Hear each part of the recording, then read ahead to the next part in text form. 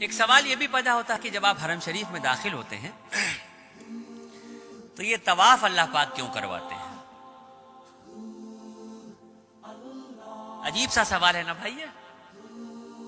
آپ اللہ کے مہمان بن کے گئے، آپ کی تو خاطرداری بٹھال کے کرانی چاہیے تھی، دستر لگنا چاہیے تھا. یہ اللہ پاک طواف کیوں کرا رہے ہیں اپنے گھر میں؟ آدم علیہ السلام کو جب اللہ رب العزت نے بنایا،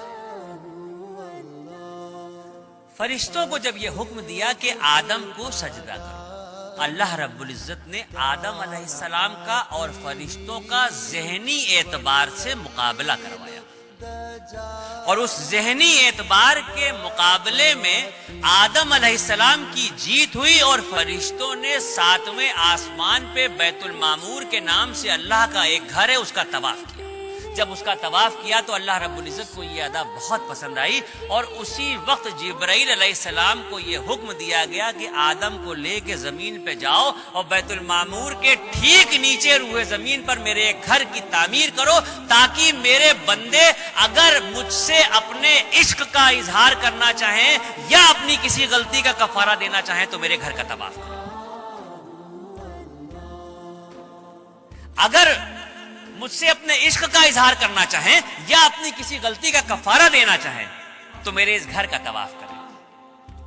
اور سن لیجئے، ہم جو اللہ کی اشرف المخلوق ہیں، ہماری جب تک سانس چل رہی ہے آپشن کھلے ہوئے ہیں ہمارے سامنے. ہم زندگی میں جتنی بار چاہیں مکہ شریف جائیں، جتنی بار چاہیں حرم شریف جائیں، اور جتنا چاہیں اتنا طواف کریں. لیکن وہ جو بیت المعمور کے نام سے اللہ کا گھر ہے جس کے فرشتے صرف طواف کرتے ہیں، تو 70,000 فرشتے روز اس گھر کا طواف کرتے ہیں، اور ایک بار جو فرشتہ طواف کر رہا ہے قیامت تک اس کا دوبارہ نمبر نہیں آئے گا. اتنے فرشتے ہیں، اس درجہ طواف ہو رہا ہے کہ ایک بار جو طواف ہو رہا ہے وہ دوبارہ نہیں آئے گا. اب یہ جو زمین پہ خانہ کعبہ کی تعمیر ہوئی، تو اب تو ترقی ہو چکی ہے دنیا میں، ہر چیز آسان ہو گئی ہے.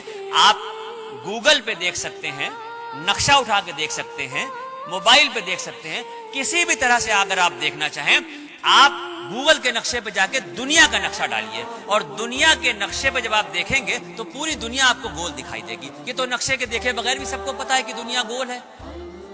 اس دنیا کے گول کے بیچ میں جو سینٹر ہے، بالکل انچوں سے ناپ لیجئے، ایک ایک سوت کے حساب سے ناپ لیجئے، پوری جو گول دنیا ہے اس کے بیچ کا جو سینٹر ہے، اس گول سینٹر پہ یہ کعبۃ اللہ کی تعمیر ہوئی ہے.